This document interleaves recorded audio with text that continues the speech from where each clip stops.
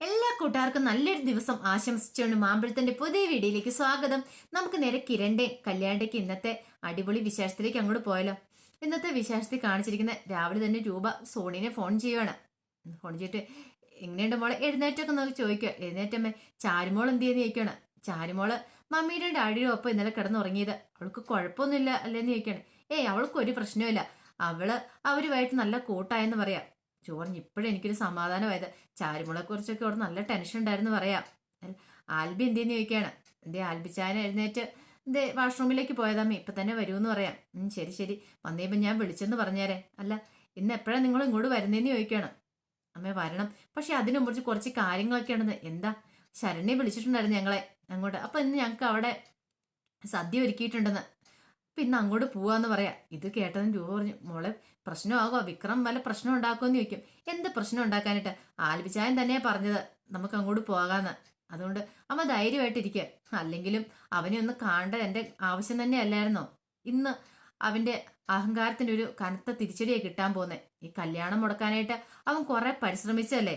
അപ്പൊ ഞങ്ങള് രണ്ടുപേരെയും കൂടെ കണ്ടു കഴിയുമ്പോ അവൻ ശരിക്കും തകർന്നടിയുമേ. ആ ഒരു കാഴ്ച കാണാൻ വേണ്ടി ഞാൻ പോകുന്നേ. എല്ലാം സഹിക്കായിരുന്നു. എന്റെ മോളെ വെച്ച് പോലും അവന് ഇല്ലാത്ത കഥകളൊക്കെ ഉണ്ടാക്കിയില്ലേ. അപ്പൊ എനിക്ക് സഹിക്കാൻ പറ്റുമോ? എന്റെ കൂടെ തന്നെ കട്ട സപ്പോർട്ടുമായിട്ട് ആൽബിച്ചാനുണ്ടെന്ന് പറയാം. ശരി ശരി എന്ന് പറഞ്ഞിട്ട് എന്നാ പോയിട്ട് വാ മോളെ, വന്നിട്ട് വിശേഷങ്ങളൊക്കെ പറഞ്ഞാൽ ഫോൺ കട്ട് ചെയ്യണം. അപ്പൊ സേനം ചോദിച്ചു, എന്താ രൂപ എന്താ പറഞ്ഞേ? പിന്നീട് രൂപ പറഞ്ഞു, വിക്രത്തിന്റെ അടുത്തേക്ക്, അതായത് ശരണ്യെ ഇന്ന് ഫുഡ് കഴിക്കാൻ വിളിച്ച കാര്യങ്ങളൊക്കെ പറയണം. ഇതെല്ലാം കേട്ട് സേനം പറഞ്ഞു, ഇതിനേക്കാളും വലിയൊരു തിരിച്ചടി അവന് കിട്ടാനില്ല. അവൻ ഇത് തന്നെ കിട്ടണം. അവൻ എത്രമാത്രം ശ്രമിച്ച സോണിയുടെ കല്യാണം മുടക്കാനായിട്ട്. അവസാനം നല്ലൊരു ബന്ധം തന്നെ അവന് കിട്ടിയില്ലേ എന്ന് പറയണം. ഈ സമയത്ത് വിക്രത്തിന്റെ അടുത്ത് നല്ല ആഘോഷത്തിലുള്ള തയ്യാറെടുപ്പുകളൊക്കെ നടത്തുമായിരുന്നു. പ്രകാശനും ഭാനുമതി അമ്മയും കൂടെ കൂടിയിട്ടാണ് അടുക്കള കയറി പാചകമൊക്കെ ചെയ്തുകൊണ്ടിരിക്കുന്നത്. ഭാനുമതിയും പ്രകാശൻ ഭയങ്കര സന്തോഷത്തില. പ്രകാശൻ പറഞ്ഞു, അവളുടെ കല്യാണം മുടങ്ങിയതിന്റെ സന്തോഷത്തില് എനിക്ക് പാചകം ചെയ്യാൻ പറ്റില്ല, അതിയായ സന്തോഷമുണ്ട്. കാരണം ഇന്നലെ ആഘോഷിക്കാൻ പറ്റില്ല, ഇന്നെങ്കിലും ആ സന്തോഷം നമുക്കിവിടെ ആഘോഷിക്കണ്ടേന്ന് ചോദിക്കുകയാണ്. ഈ സമയത്ത് വിക്രം അങ്ങോട്ട് വരുന്നേ. വിക്രം വന്നിട്ട് ചോദിച്ചു, എന്താ അച്ഛാ? അച്ഛൻ ഭയങ്കര സന്തോഷത്തിലാണല്ലോ. എങ്ങനെ സന്തോഷിക്കായിരിക്കും മോനെ? നമ്മൾ ഇന്നലെ ആ സന്തോഷം അങ്ങോട്ട് അടിച്ചു പൊളിച്ച് ആഘോഷിക്കുന്നേ, ഇന്നലെ ആഘോഷിക്കാൻ പറ്റിയില്ല. വിക്രം നല്ല മണമൊക്കെ വരുന്നുണ്ടല്ലോ. പിന്നെ എങ്ങനെ മണം വരാതിരിക്കും? ഞാനല്ലേ ഫുഡൊക്കെ ഉണ്ടാക്കുന്നേ. എന്റെ ഫുഡ് കഴിച്ചിട്ട് ആരും ഇന്ന് വരെ ഒരു കുറ്റവും പറഞ്ഞിട്ടില്ല. എനിക്ക് നല്ല കൈപ്പുണ്യാന്നാ പറഞ്ഞിരിക്കുന്നു പറയണം. ഇത് കേട്ടോണ്ടാ ശരണ്യം കൂടെ വന്നേ. ശരണ്യ പറഞ്ഞു, ഒന്നിനും ഒരു കുറവ് വരത്തില്ലല്ലോ. കാരണം എനിക്ക് വരുന്ന VIP ഗസ്റ്റുകളാ. VIP ഗസ്റ്റ് എന്ന് പറഞ്ഞാൽ എനിക്ക് ഏറ്റവും അടുത്ത വേണ്ടപ്പെട്ട കൂട്ടുകാരിയാ. അവൾക്ക് ഒരു കുറവും വരത്തില്ലെന്ന് പറയണം. ഭാനുമതിയമ്മ പറഞ്ഞു, ഇതൊക്കെ മോള് പ്രത്യേകം പറയേണ്ട ആവശ്യമുണ്ടോ? അതൊക്കെ കണ്ടറിഞ്ഞ് ചെയ്യാൻ എനിക്കറിയാന്ന് പറയണം. പ്രകാശം പറഞ്ഞു, കൃത്യസമയത്ത് തന്നെ കാര്യങ്ങളൊക്കെ തീർക്കാനായിട്ട് ഞാനും അമ്മയോടൊപ്പം കൂടിയിട്ടുണ്ട്. അറിയാം, ഇന്ന് നല്ല വായ്ക്ക് രുചിയായിട്ട് നല്ല അടിപൊളി ഒരു സദ്യ കഴിക്കണം. ഇന്ന് സന്തോഷത്തിന്റെ ഒരു ദിനമല്ലേന്ന് ചോദിക്കണം. വിക്രമണ് ശരിയാന്ന് പറയാം. അപ്പൊ ശരണ്യ ചോദിച്ചു, അതെന്താ അങ്ങനെ പറഞ്ഞേ? ഒന്നുമില്ലാന്ന് പറയണം. എന്തോ കാര്യമുണ്ടല്ലോ. അല്ല, ഇന്നലെ അവളുടെ കല്യാണമല്ലേ, സോണിയുടെ വിവാഹം, അത് മുടങ്ങിയില്ലേ? അപ്പൊ ആ മുടങ്ങിയതൊന്നും ആഘോഷിക്കാൻ പറ്റിയില്ല. ഇന്ന് അതിന്റെ ഒരു ആഘോഷം കൂടെ ആട്ടെ എന്ന് പറയണം. ശരണ്യ മനസ്സിൽ പറയാം, അതേടാ നീ ഇപ്പൊ സന്തോഷിച്ചോ? കൂടി പോയിട്ട് ഒരു 5-10 മിനിറ്റ്, അതിനുള്ളിൽ തന്നെ നിന്റെ സന്തോഷങ്ങളെല്ലാം കെട്ടടങ്ങും. ഈ ശരണ്യ ആരാ നീ അറിയാൻ പോകുന്നുള്ളെന്ന് പറയണം. ഈ സമയത്ത് സോണി ആൽബിയും കൂടെ വരുമായിരുന്നു. അപ്പൊ സോണി ആൽബിയോട് ചോദിച്ചു, അല്ല ആൽബിച്ചായ, അവിടെ ചെന്നീ വിക്രം എന്തെങ്കിലും പ്രശ്നം ഉണ്ടാക്കുവോ? എന്ത് പ്രശ്നം ഉണ്ടാക്കാൻ? ഞാൻ അല്ലേ ഒപ്പമുള്ള, നീ ധൈര്യമായിട്ട് പോരെ. ഈ ഒരു നിമിഷത്തിന് വേണ്ടി ഞാനും കാത്തിരുന്നേ. അന്ന് അവൻ എന്നെ വന്ന് വെല്ലുവിളിച്ചിട്ട് പോയി കഴിഞ്ഞപ്പം എനിക്ക് അവനോട് പണി കൊടുക്കാൻ അറിയത്തില്ലാഞ്ഞിട്ടല്ല. പക്ഷെ അങ്ങനെയൊന്നും കൊടുത്തിട്ടൊരു കാര്യമില്ല. ഇതിനേക്കാളും വലിയൊരു തിരിച്ചടി നമ്മളെ രണ്ടുപേരും ഒന്നിച്ച് കാണുന്നേ. നമ്മൾ രണ്ടും വിവാഹം കഴിച്ചെന്ന് അറിഞ്ഞു കഴിയുമ്പോൾ അവനൊരു നല്ലൊരു തിരിച്ചടി തന്നെയായിരിക്കും. അതിൽ കൂടുതലേ വേറെ എന്ത് പണി അവന് കൊടുക്കാനുള്ളതെന്ന് പറയണം. സോണി പറയാ, എന്റെ കുറെ കാലത്തെ ആഗ്രഹമായിരുന്നു. എന്റെ ചാരുമോളെ വെച്ച് വരെ അവനെ അപവാദം പറഞ്ഞ് പ്രചരിപ്പിച്ച അങ്ങനെയുള്ള അവനെ ഞാൻ കാത്തിരിക്കുമായിരുന്നു ഈ ഒരു നിമിഷത്തിന് വേണ്ടിയിട്ട്. അവൻ തകർന്നടിയുന്നേ. അവന്റെ മുഖം എനിക്കൊന്ന് കാണണം. അവന്റെ മുഖത്തേക്ക് അന്ന് ഞാൻ താലി വലിച്ചെറിഞ്ഞു കൊടുത്ത ഡിവോഴ്സ് കിട്ടിക്കഴിഞ്ഞപ്പം അന്ന് അവൻ എന്നോട് കുറച്ച് വാക്കുകളൊക്കെ പറഞ്ഞിട്ട് പോയി. അതൊക്കെ എനിക്ക് അത്ര പെട്ടെന്നൊന്നും മറക്കാനും പൊറുക്കാനും പറ്റുന്ന കാര്യമല്ലെന്ന് പറയാം. ഇത് കേട്ടിപ്പോ ആലിബ പറഞ്ഞു, ധൈര്യമായിട്ട് ഇരിക്കേ, ഒന്നും പേടിക്കണ്ടെന്ന് പറഞ്ഞിട്ട് അവർ രണ്ടുപേരും കൂടെ അങ്ങനെ ശരണ്യയുടെ വീട്ടിലേക്ക് വരുമായിരുന്നു. ഈ സമയത്ത് രാഹുൽ ആകെപ്പാടെ വല്ലാത്തൊരു മാനസികാവസ്ഥയില. രാഹുലിന്റെ മനസ്സിലേക്ക് പെട്ടെന്ന് പിന്നെയും വരുന്ന ഒരു കാര്യം സോണിയുടെ കഴുത്തിൽ താലി ആർത്തുന്ന ആൽബിയുടെ ആയിരുന്നു. എന്നാലും എന്തൊക്കെ ചെയ്തു, പക്ഷെ ഒന്നും അങ്ങോട്ട് വിജയിച്ചില്ല. ഇനി ഇങ്ങനെ പോയിട്ട് കാര്യമില്ല. ആദ്യം അവനെ ഇല്ലാതാക്കണ്ടേ, ആ മനോഹരനെ. അവനെ ഇന്നാലാക്കിയ തനിക്ക് പകുതി സമാധാനമുണ്ട്, തന്റെ മോള് രക്ഷപ്പെടും, അതിനുശേഷം മതി ബാക്കി കാര്യങ്ങളൊക്കെ എന്നൊരു ഉറച്ച തീരുമാനമൊക്കെ രാഹുൽ എടുക്കുമായിരുന്നു. ഇനിയിപ്പോൾ ഇത് വെച്ച് താമസിപ്പിച്ചുകൂടാ. ഓരോ ദിവസം ചെല്ലുന്നോറും തന്റെ മോളുടെ ജീവൻ അപകടത്തിലേക്ക് പോയിക്കൊണ്ടിരിക്കുകയാണ്. അവനെപ്പോലൊരു ഫ്രോഡ് അവൻ തന്റെ മോളുടെ ജീവൻ നശിപ്പിച്ചു. ആ കിരണങ്ങാനും എഴുന്ന കല്യാണം കഴിച്ച് സുഖസുന്ദരമായിട്ട് ജീവിച്ചു പോകാനും എന്ത് പറയാനാ അവളുടെ ഒരു വിധി. ഇങ്ങനെയൊക്കെ ചിന്തിച്ചുകൊണ്ടിരിക്കുന്ന സമയത്താണ് ശാരി വന്നിരിച്ചു. അല്ല മനുഷ്യ, നിങ്ങൾ എന്താ ആലോചിച്ചോണ്ടിരിക്കണെന്ന് ചോദിക്കും. ഒന്നുമില്ല, നിങ്ങൾക്ക് ഈടെയായിട്ടെല്ലാം ഭയങ്കര ആലോചനയാണല്ലോ. ഒന്നുമില്ലെന്ന് ഞാൻ പറഞ്ഞില്ലേ, നിങ്ങളും ഒന്നുമില്ലെന്നും പറഞ്ഞ് ഇവിടെ ഇരുന്നു. അപ്പുറത്തുള്ളവന്മാരത് കണ്ടോ, സുഖമായിട്ട് ജീവിക്കാൻ പോന്നു കല്യാണം കഴിഞ്ഞ്. നിങ്ങളെ കൊണ്ട് വല്ലതിനും കൊള്ളുമോ മനുഷ്യ? ഞാൻ ചെയ്യും എന്ന് പറയുന്നല്ലാതെ എന്തെങ്കിലും നിങ്ങൾ ഇന്നുവരെ ചെയ്തിട്ടുണ്ടോ? ചെയ്തിട്ടുണ്ട്. എന്തെങ്കിലും ചെയ്തിട്ടുണ്ടെങ്കിൽ അതിന്റെ തലയ്ക്ക് നട്ടപ്പുറമാണ് വന്നേക്കുന്നേ. പിന്നെ അതേക്കാലം പേര് നിങ്ങളൊന്നും ചെയ്യാതിരിക്കുന്നതെന്ന് പറയാണ്. ആകെപ്പാടെ ഞാൻ തലയ്ക്ക് ഭ്രാന്ത് പിടിച്ചിരിക്കുന്ന സമയമാണ്, അതുകൊണ്ട് എന്റെ മുന്നിൽ നിന്ന് പോയിക്കോളാൻ പറയണം. അത് ഭ്രാന്തില്ലാത്ത എപ്പോഴെങ്കിലും സമയമുണ്ടോ? നിങ്ങൾക്ക് ഇത് തന്നെയല്ലേ ഉള്ളൂ. ഏതെങ്കിലും ഡോക്ടറെ കാണാൻ പോകാന്ന് പറഞ്ഞിട്ടുണ്ടെങ്കിൽ അതിന് സമ്മതിക്കില്ലെന്ന് പറയണം. ഡോക്ടർ നിന്നെ പറയുന്നില്ല, നിന്നെ കൊണ്ടുപോടി, നിന്റെ മരുമോൻ എന്ന് പറഞ്ഞ ഒരുത്തനുണ്ടല്ലോ അവനെ കൊണ്ടുപോകാൻ പറയാണ്, അല്ലാതെ എന്നെ അല്ലെന്ന് പറയാ. നീ കൂടുതൽ ഇവിടെ സംസാരിച്ചിട്ടുണ്ടെങ്കിൽ എന്റെ കൈ നിന്റെ ദേഹത്ത് വീഴും, അതുകൊണ്ട് കയറി പൊക്കോളാൻ പറയണം. ശാരി അങ്ങോട്ട് കയറിപ്പോയിട്ട് പറഞ്ഞു, ഇതങ്ങനെ വിട്ടാൽ പറ്റില്ല, എത്രയും പെട്ടെന്ന് എന്തെങ്കിലും ചെയ്തേ പറ്റുള്ളൂ. പിന്നീട് മനോഹറിന്റെ അടുത്തേക്ക് ചെല്ലുവാണ്. മനോഹറിന്റെ അടുത്ത് എന്നിട്ട് പറഞ്ഞു, മരുമോനെ എത്രയും പെട്ടെന്ന് നമുക്ക് എന്തെങ്കിലും ചെയ്യണമെന്ന് പറയാ അച്ഛന്റെ കാര്യത്തില്. അതല്ലമ്മേ, മോൻ പറഞ്ഞല്ലോ ഗുളിക പൊടിച്ചു കൊടുക്കുന്ന കാര്യം പറഞ്ഞല്ലോ, എന്തേലും ഗുളികയെങ്കിൽ ഗുളിക എന്തേലും കൊടുത്തി മയക്കി കിടത്തിയിട്ട് അങ്ങേരെ എത്രയും പെട്ടെന്ന് ഹോസ്പിറ്റലിൽ ആക്കണമെന്ന് പറയാം. ഹോസ്പിറ്റലിൽ എത്തിക്കഴിഞ്ഞപ്പോൾ രക്ഷപ്പെട്ടു, പിന്നെ ബാക്കി കാര്യങ്ങളൊക്കെ അവർ നോക്കിക്കോളെന്ന് പറയാം. മനോഹരൻ ശരിയാ അമ്മ പറഞ്ഞ്, എത്രയും പെട്ടെന്ന് നമുക്ക് കൊണ്ടുപോകണം. പറയുമ്പോൾ ഇച്ചിരി ബുദ്ധിമുട്ടൊക്കെ ഉണ്ട്, സങ്കടമൊക്കെ ഉണ്ട് എന്ന് പറഞ്ഞിട്ട് കാര്യമില്ലല്ലോ. നമുക്കിപ്പോൾ എല്ലാവർക്കും വലുത് നമ്മുടെ ജീവനല്ലേന്ന് ചോദിക്കണം. ശരിയാന്ന് ശാരിയും പറയാം. ആ സമയത്ത് സരയും കൂടെ അങ്ങോട്ട് വരുന്നുണ്ട്. സരയനോട് ഈ കാര്യങ്ങളൊക്കെ പറയാം. സരയ പറഞ്ഞു, ഞാനിത് കുറച്ച് മുമ്പേ ആലോചിച്ച കാര്യമായിരുന്നു, ഇങ്ങനെ പോയിട്ടുണ്ടെങ്കിൽ ശരിയാവത്തില്ല. ഒരു തെറ്റും ചെയ്യാത്ത മനുവേട്ടനല്ലേ അച്ഛൻ ഒരു കാരണമില്ല ചുമ്മാ ഉപദ്രവിച്ചുകൊണ്ടിരിക്കണേ. എന്നിട്ടോ എന്തേലും പറഞ്ഞിട്ടുണ്ടെങ്കിൽ അതിൽ 100 ന്യായങ്ങളും കാണും അച്ഛൻ എന്ന് പറയാണ്. ഇതെല്ലാം കേട്ട് കഴിഞ്ഞപ്പോൾ ശാരി പറഞ്ഞു, ശരിയാ, എത്രയും പെട്ടെന്ന് നമുക്ക് ആ കാര്യങ്ങൾ അങ്ങ് നടത്താം എന്ന് പറയാണ്. ഈ സമയത്ത് ആൽബി സോണിയും കൂടെ ശരണ്യയുടെ വീട്ടിലേക്ക് വരും. അപ്പൊ ശരണ്യ വെയിറ്റ് ചെയ്തിരിക്കുമായിരുന്നു. വഴിയൊക്കെ പറഞ്ഞു കൊടുത്തു രണ്ടുപേരും കൂടെ വരുവാണ്.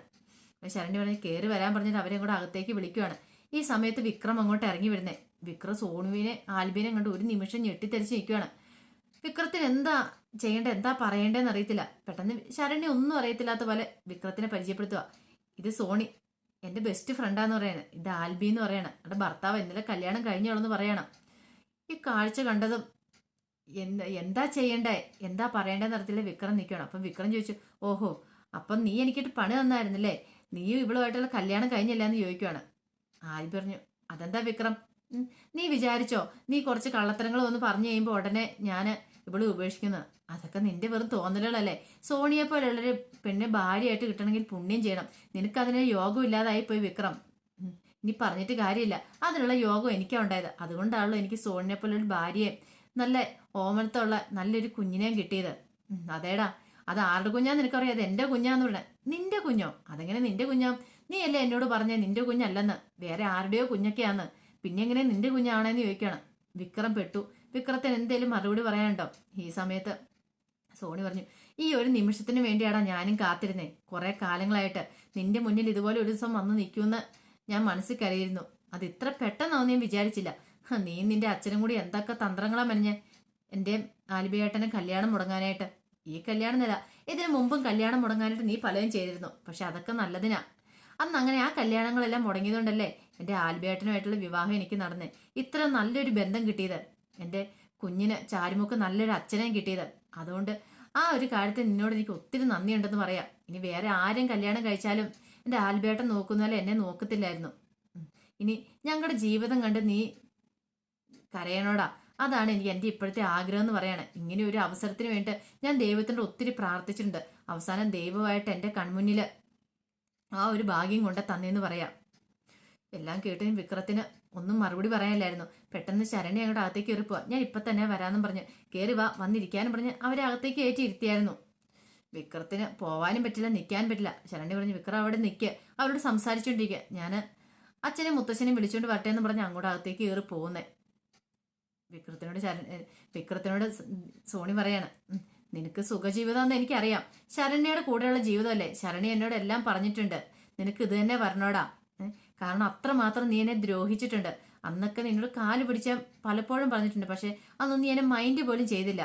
പക്ഷെ ദൈവമായിട്ട് ഇങ്ങനെ ഒരു അവസരം എനിക്ക് കൊണ്ടേ തന്നത്, അതിന് ദൈവത്തിനോട് എനിക്ക് ഒത്തിരി നന്ദിയുണ്ടെന്ന് പറയണം.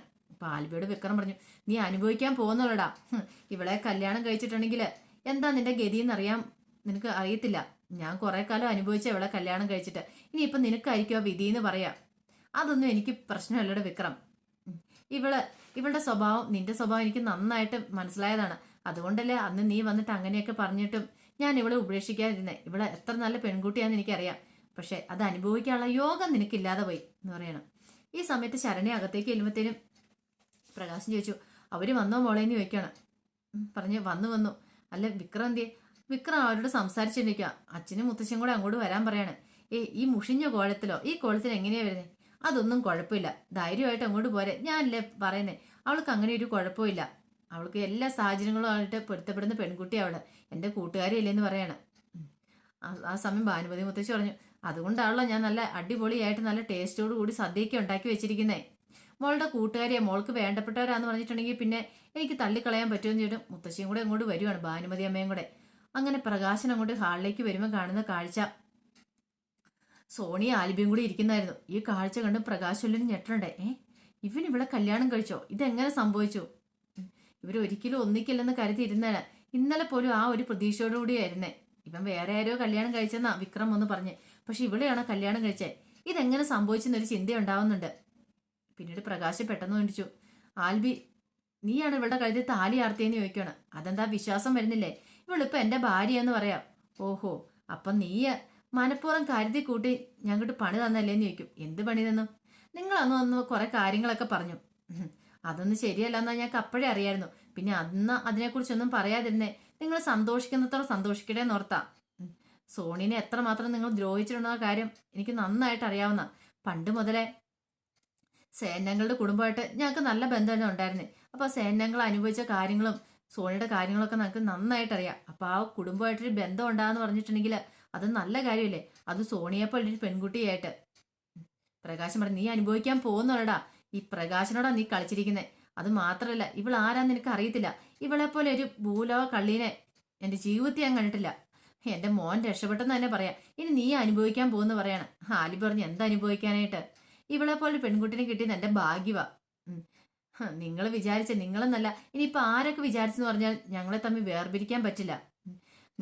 നിങ്ങളും കുറെ കളിച്ചിട്ടുണ്ടല്ലോ. അതോടൊപ്പം തന്നെ ഇവളുടെ അങ്കിളും കുറെ കളികളൊക്കെ കളിച്ചായിരുന്നു. പക്ഷെ ആ കളികളൊന്നും ഏറ്റില്ല. എനിക്ക് വിധിച്ചതാ ഇവളെ. അതുകൊണ്ടല്ലേ ദൈവം അവസാനമാണെങ്കിലും എനിക്കും ഇവക്കൊരു നല്ല ജീവിതം തന്നെയെന്ന് ചോദിക്കണം. പ്രകാശൻ അടിമുടി തകർന്നു നിൽക്കുക. ശരണി പറഞ്ഞതേ, സൂക്ഷിച്ച് സംസാരിക്കണം. ഈ ഇരിക്കുന്ന എന്റെ ഗസ്റ്റുകൾ അറിയാവോ, അവരെ വേണ്ടവ ട്രീറ്റ് ചെയ്യേണ്ടതാ കടമയാണ്. അതുകൊണ്ട് വേന്ന് പോയി ഫുഡൊക്കെ എടുത്തു വെക്കാൻ പറയണം. പ്രകാശം പറഞ്ഞു, എന്നെ കൊണ്ടൊന്നും പറ്റില്ലെന്നാണ്. പറ്റില്ലേ? അതൊന്നും പറഞ്ഞിട്ട് കാര്യമില്ല. ഈ വീട്ടിൽ നിൽക്കണമെങ്കിലേ ഇതൊക്കെ ജോലിയൊക്കെ ചെയ്തേ മതിയാവുള്ളൂ. വിക്രത്തിനോട് പറഞ്ഞു, പോയി എടുത്തു വെക്കാൻ പറയണം. വിക്രം സോണിന്റെ മുന്നിൽ നാണം കിട്ടി തല കുനിച്ച് നിൽക്കുകയാണ്. എന്ത് മറുപടി പറയണമെന്ന് അറിയില്ല. കാരണം ഇത്രമാത്രം തന്നെ ഇങ്ങനെ താഴ്ത്തി കെട്ടി കഴിയുമ്പോഴത്തേനും അത് സോണിയുടെ മുന്നിൽ വെച്ച് ഇവളോടൊപ്പോൾ തൻ്റെ ഒരു ജീവിതം നല്ലതായിരുന്നു. താനാണ് ആ ജീവിതം നശിച്ചത്. പക്ഷെ സോണിന്റെ മുന്നിൽ ഇങ്ങനെയൊക്കെ പറഞ്ഞു കഴിയുമ്പോൾ താൻ നാണം കിടുവാണല്ലോ എന്ന് ഓർത്ത് കഴിയുമ്പോൾ വിക്രത്തിന് സഹിച്ചില്ല. ഞാൻ പറഞ്ഞു, നിന്നോടല്ലേ പറഞ്ഞ പോയി ഫുഡൊക്കെ എടുത്തു വെക്കാനായിട്ട് എന്ന് പറയാണ്. നാണം കെട്ടി തല കുനിച്ച് വിക്രം അങ്ങോട്ട് പോവുകയാണ്. ഇത് കണ്ടു കഴിഞ്ഞപ്പോഴത്തേനും സോണിക്കും ആൽബിക്കും ഭയങ്കര സന്തോഷമായി. അതിന്റെ വിശേഷങ്ങളൊക്കെ എന്ന് കാണുന്ന പറഞ്ഞിട്ടുണ്ടെങ്കിൽ ഇതിന്റെ ഫുൾ വിശേഷം വന്നിട്ടില്ല കേട്ടോ. വരുമ്പം അപ്പൊ തന്നെ ഞാൻ അപ്ലോഡ് ചെയ്യാട്ടോ. ഒരിക്കൽ കൂടി എല്ലാവർക്കും നല്ലൊരു ദിവസം ആശംസിച്ചുകൊണ്ട് നിർത്തുന്നു. നന്ദി.